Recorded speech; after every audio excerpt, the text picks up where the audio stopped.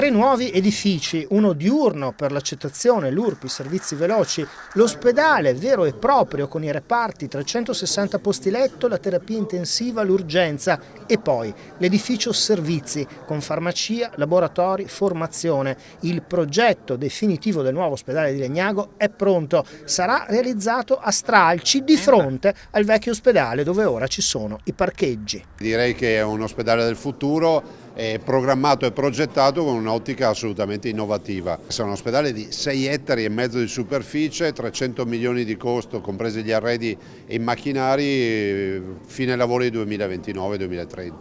Sarà un ospedale moderno, terrà conto anche, dico purtroppo, dell'esperienza della pandemia passata e quindi terrà conto anche di tutto l'aspetto tecnologico, degli spazi, dei percorsi.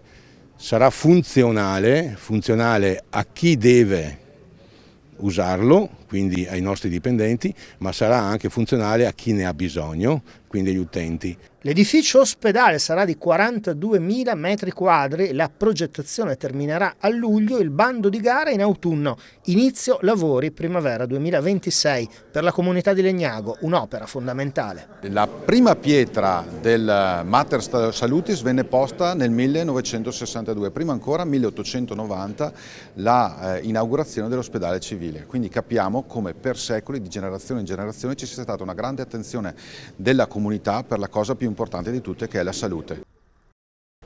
Andiamo ora a Legnago perché entro 5 anni Legnago avrà un nuovo ospedale. Il progetto è stato presentato questa mattina dal presidente della Regione Veneto Luca Zaia assieme ai vertici dell'ULSS 9. Sarà il primo in provincia di Verona concepito dopo la pandemia.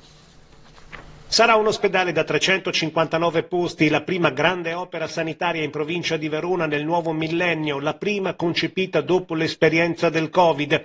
Il plastico di come si presenterà la struttura è stato svelato questa mattina dal presidente della regione. Sarà il più giovane, quasi 300 milioni di investimenti e direi che è un ospedale del futuro, è programmato e progettato con un'ottica assolutamente innovativa, pronto ad accogliere anche nuove tecnologie e nuove sfide della sanità. E il cronoprogramma previsto per realizzare questo ospedale, che sarà un ospedale di 6,5 ettari di superficie, 300 milioni di costo, compresi gli arredi e i macchinari, fine lavori 2029-2030. I lavori dovrebbero iniziare esattamente fra un anno e fra 5 è prevista l'entrata in funzione. Sarà funzionale a chi deve usarlo, quindi ai nostri dipendenti, ma sarà anche funzionale a chi ne ha bisogno, quindi agli utenti.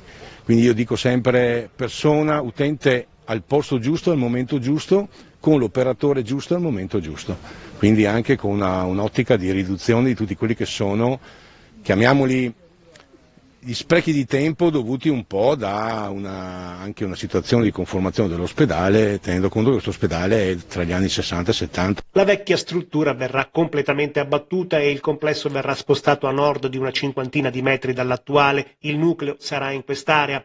Pannelli solari, vertiporto per i droni, tutte le camere in grado di diventare terapia subintensiva sono tra le caratteristiche della nuova struttura che sta per nascere, con il supporto di chi lavora nell'attuale ospedale e con il territorio. Un sistema che la Regione ha approvato, ha già dato i primi contributi per il primo e anche il secondo stralcio, quindi penso che la sintonia tra territorio, comuni, provincia, Regione Veneto ci sia tutta e quindi l'USL si sta mettendo del suo perché tutto proceda nel modo corretto. Un ospedale di riferimento per un'intera area che va a consolidare il ruolo storico di Legnago in questo ambito. La prima pietra del Mater Salutis venne posta nel 1962, prima ancora 1890 la inaugurazione dell'ospedale civile, quindi capiamo come per secoli di generazione in generazione ci sia stata una grande attenzione della comunità per la cosa più importante di tutte, che è la salute.